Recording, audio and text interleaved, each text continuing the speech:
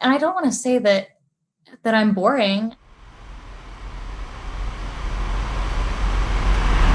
I mean, I don't think I'm that boring. I like to go and do different things.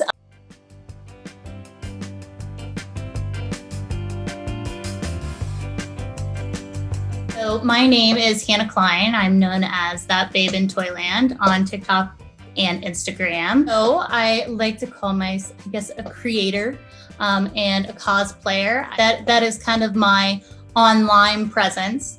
I also work in healthcare. I grew up in rural Ohio, so kind of middle of nowhere. Lots of crops, kind of the directions are like turn right at the second cornfield and then a left at the big red barn. You can't miss it type town.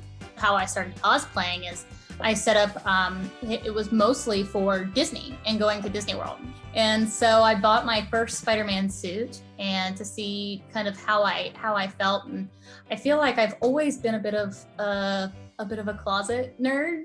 I've really gotten to explore that and share my passion for it and share it more. My family is really, I am very grateful. Do they understand the cosplay aspect of it? Maybe not, but they are so supportive. Sometimes I can talk my sisters into doing a TikTok with me. They've appeared on there a couple times. I feel like with cosplay, I have an opportunity to explore different personalities. A lot of the characters too that I embody, and yes, like those cosplayers have different personas, but I feel like there's a little bit of that persona inside of me. With those characters, I feel more comfortable embracing my sexuality and who I am and exploring kind of like the badness, the dark side. It's almost like a separate world for me, to be honest. I remember when I got my second sister, and I'm like, look at this. And I'm like putting the helmet on and I'm walking around the house and my leather outfit with my helmet on, the dogs are going crazy. Trilla is her name, turned second sister. Second sister, I have studied inside and out. I love Trilla as a character. Her backstory is heartbreaking and, just the revenge and hatred, and it's kind of, you see a little bit of, I feel like remorse. Where I relate to her is, there's a lot of stuff in my life that happened that could have, taken me towards a dark path. Just seeing how deep the pain is with her, and she, kind of being forced to the dark side and being just completely broken down. It's almost like this, I'm sorry that I did this. It's really, truly not who I am. So.